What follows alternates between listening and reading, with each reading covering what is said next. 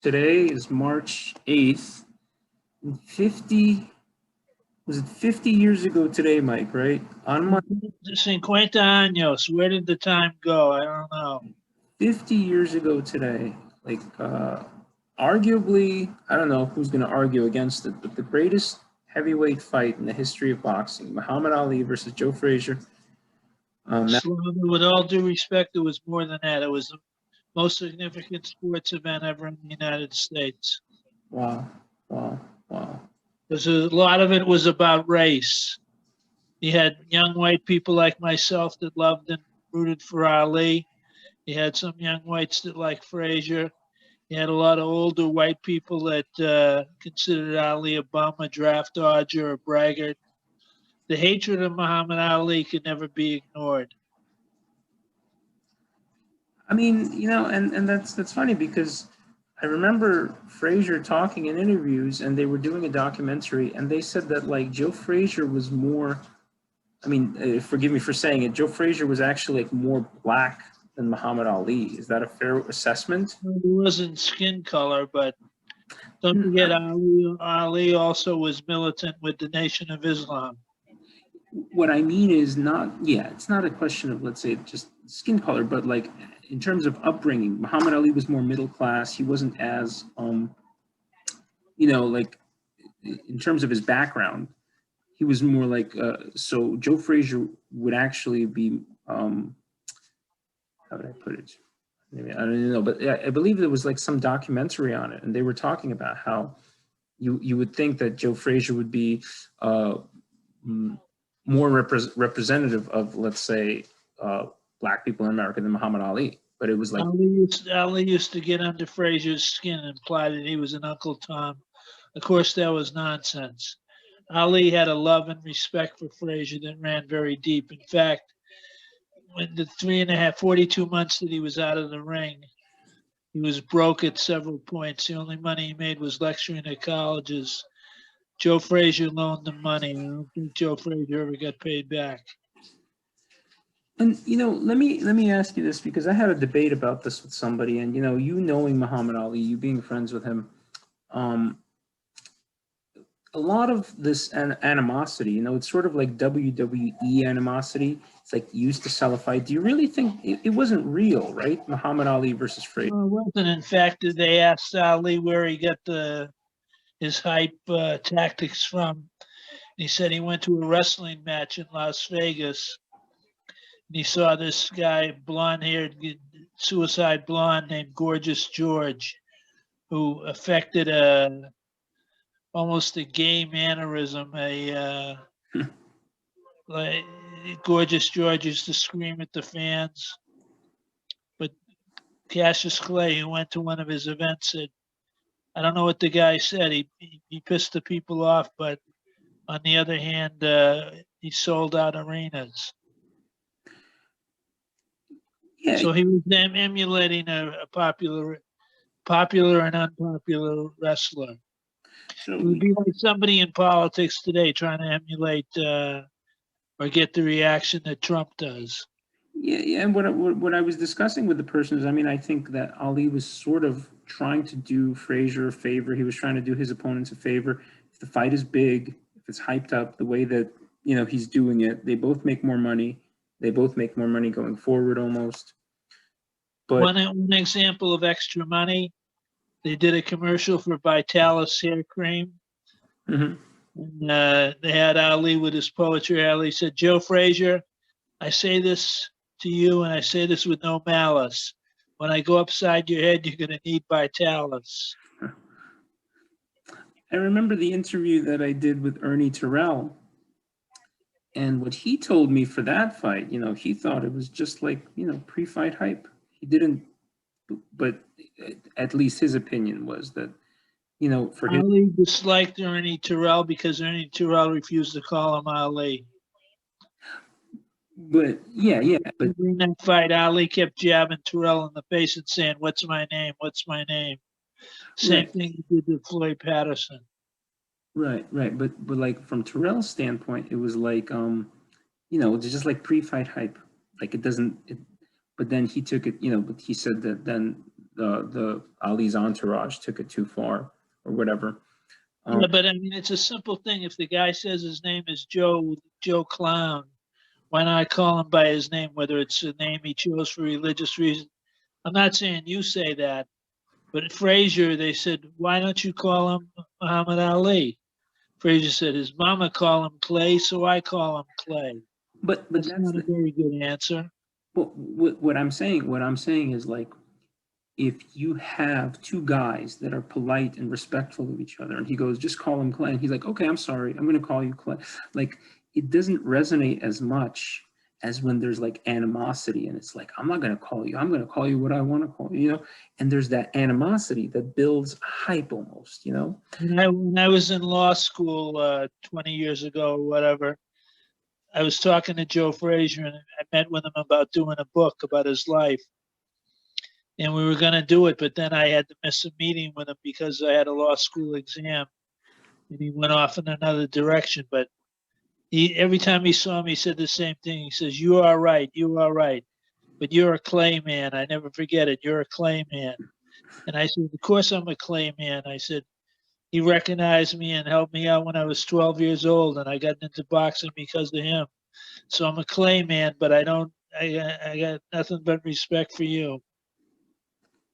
No, I mean, at the end of the day, like, that's what it is. It's like, I don't believe a lot of this, a lot of this pre-fight hype. I mean, I think that in the ring, they're both going to be fighters. They're going to be champions. But most of this is like, it's for like the casual fan, you know? I'll tell you another quick story. Frazier and Emil Griffith were very good friends. Mhm. And they had something in common besides being boxing champions. They were both phenomenally strong. Neither one ever took a drink all the years they were boxing. When they stopped boxing, they didn't stop drinking. So one night I was with Michael Dokes, with Michael Spinks, Leon Spinks, Butch Lewis, and a few others at the Friars Club in New York. The waitress comes over, and sports editor of the New York Post, Jerry Litzko, was there. The waitress comes over and says, last call, guys, got to get your last drink. So I said, take care of the champ, Smoking Joe, first. Frazier said, I'll have a gin and tonic. I'll have a vodka cranberry. I'll have 2 beers. I'll have a glass of whiskey. And he named about 9 drinks. The waitress said, okay, I'll bring it back. I said, wait a minute, ma'am, that was only for him. You know, it's funny that you mentioned that. I have a friend, and he was just telling me that he was in Miami once, and he was in the elevator with Joe Frazier. He was like, well, I don't know what to tell him. And the only thing he remembers about being in the elevator with Joe Frazier was drunk as heck. You know, that was the only thing he remembers. He didn't say anything to him, but he just remembered that Joe Frazier was talking to somebody, like one of his friends or whatever. And he was obviously like plastered, you know, so it's true, you know, I mean, Joe Frazier would say that your friend is, he'd call him a scam booger. He'd say, you're a scam booger, man. All right. Okay. Great quotes from Joe Frazier. They said, boxing is a rough sport. He said, boxing's rough. He says, you can get your brain shook, get your number took, and get your name put in the funeral director's book. I think I saw that. Yeah, I saw that. I don't remember, but I've seen that quote somewhere. All right, Mike, tell us about the fight. Tell us about the. Let me tell you one other quick thing about Frazier. Okay, He go ahead. almost fought out of New York. He was going to leave Philadelphia, and he had some backers, and he lived in Brooklyn for about 2 months. And then he thought about going to work with a multi-millionaire in Boston, and he fought in Boston, but he went back to Philadelphia. So he could have been Boston Joe or New York Joe as well. What about Ali? Well, by the way, we're talking about all these offside things, but I do want to talk about Ali Frazier. You know, some people were saying that, Rocky has a statue in Philadelphia, a fictional boxer. But where's the statue for Joe Frazier? I mean, is there one? Did they put it up? I don't remember this was a discussion. Because it was funny almost. You have this great champion, But then you have a fictional guy from a movie, and that fictional guy has a statue, but the real guy doesn't have one, you know? Well, for that matter, Larry Holmes, who deserves a statue, has a statue in Eastern Pennsylvania. Yeah, yeah.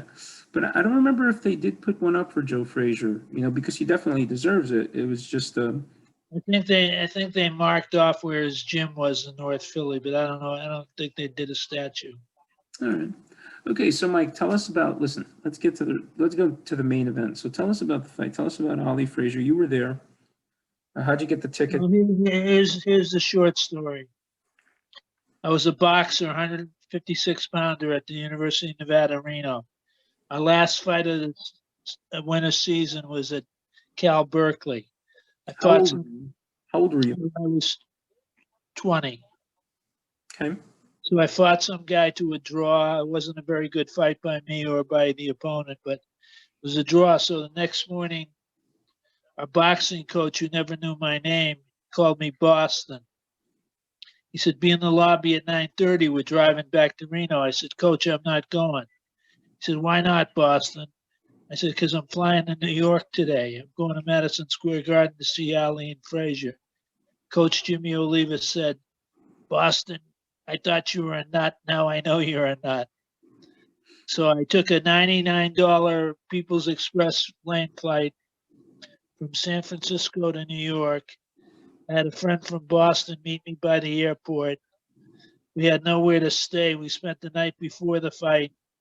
We slept inside the bowling alley at Madison Square Garden. In the morning, we were both lying on benches, and a New York cop with a billy club pounded his billy club on our feet and woke us up and told us to get the fuck out of there. Well, let me ask you, I didn't bowling So alley. my mission that day before, this was actually the Saturday before the Monday night fight. I had to get to Muhammad Ali to see if he'd give me a ticket. And I couldn't get him on the phone. So I went in the New Yorker hotel across the street from the Garden. That's where Ali was staying. And Bodini Brown came down in the elevator, and I grabbed him, and he knew me very well for 5 years already. And I said, I need a ticket. He said, I'll speak to Champ. He said, let's see what Champ say. So I waited around the lobby all day, and then finally Bodini, he didn't call me up. There were no cell phones. I went up to his room at 5 o'clock, and he and Gene Kilroy helped me. And I said, Bodini, what's the story, man? Because I flew all the way from the West Coast. I got no hotel room, and I got no money. I'm broke. I can barely make it back to Boston. He said, I spoke to Champ. Champ say, give you a ticket. Champ say, don't scalp the ticket. Don't sell it. I was offered $3,000 for the ticket. The face value was $150, and my ticket was what they called an Annie Oakley. It had a hole in it, and the hole indicated that no sales tax had been paid on that ticket. Anyway, I got in I knew I had a great seat at ringside. I looked 2 rows in front of me. Directly in front of me was Aretha Franklin, the Queen of Soul. A famous Hollywood actor was sitting near me, Jason Robards. So I went, saw the fight. I will admit 50 years later that Frazier won, but to me it was 8 rounds to 7. One of the judges had it 11-4, which was ridiculous.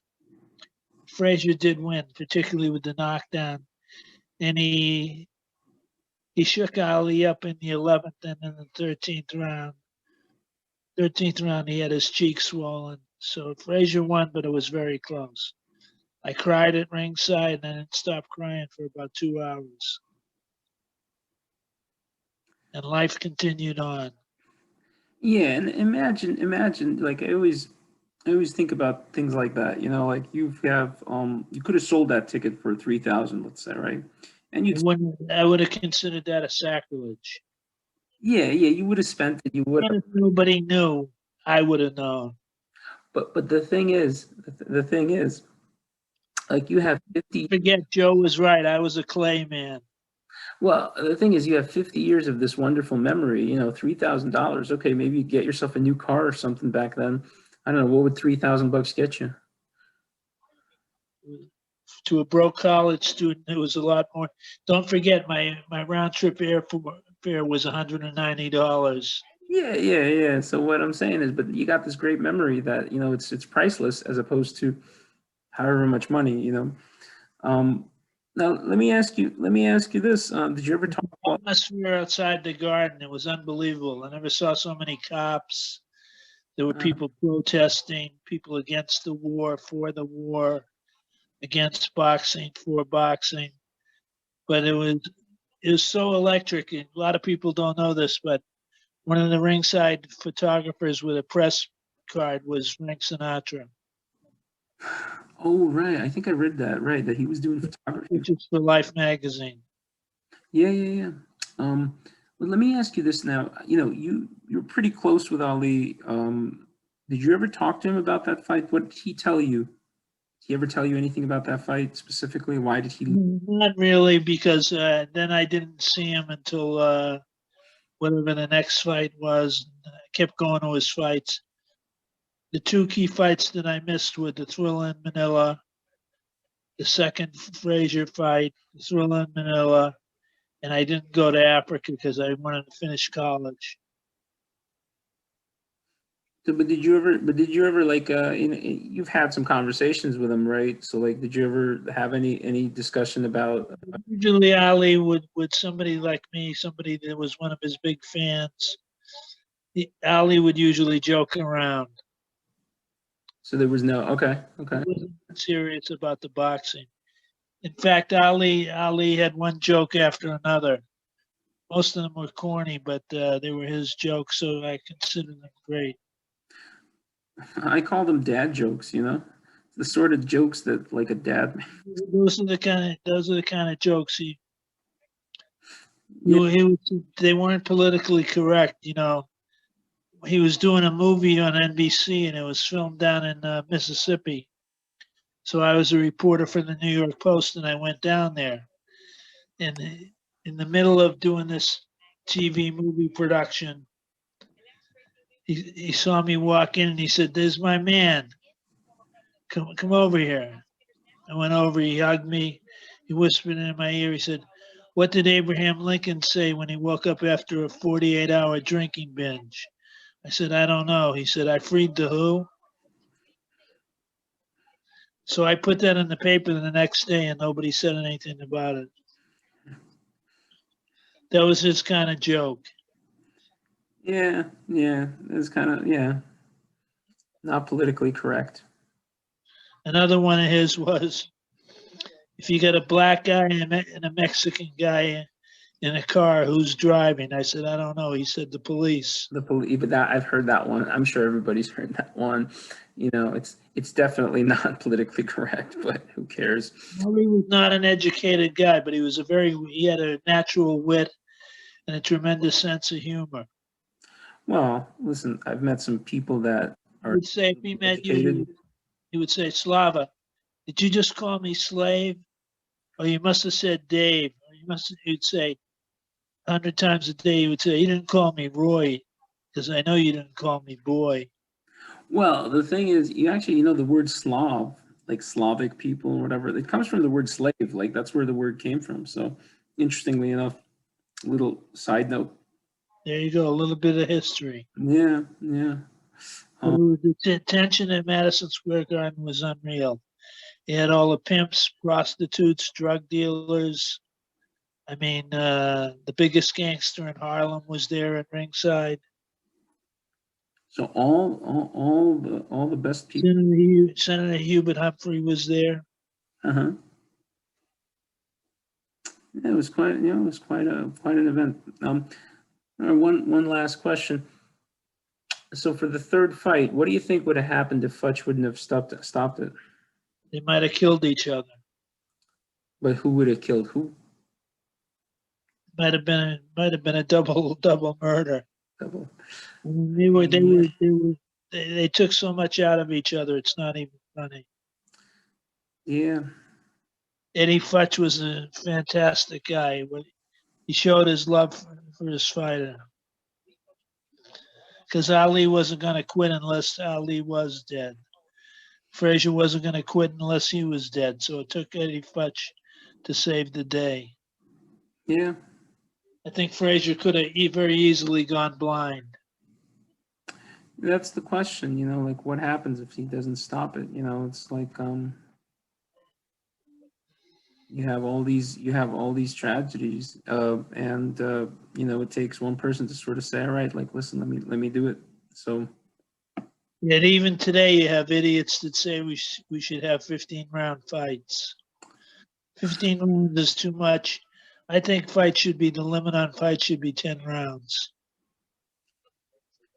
I mean, listen, you've had tragedies in the 12-round fights, in shorter fights. I mean, I don't think it's the round length. I don't think the number of rounds is the culprit. The punishment you take. Yeah, you can like listen, Hagler Hearns, 3 rounds. They probably took more punishment than somebody in like 2 15-round fights. So You see a guy like Jake LaMotta who was sharp until the end. On the other hand, Sugar Ray Robinson was punch drunk. yeah. All right. There you Don't forget, LaMotta lost 5 out of 6 fights to Robinson. And at the end of his life, LaMotta was mentally sharp and Robinson was a mess. So it was a great night, March 8, 1971. I'll never be at another sporting event or event of any kind that tops that. It was fantastic. Well, yeah, I mean, I'm glad we got to you know, do the video. Remember it. All right, that's it. Float like a butterfly, sting like a bee.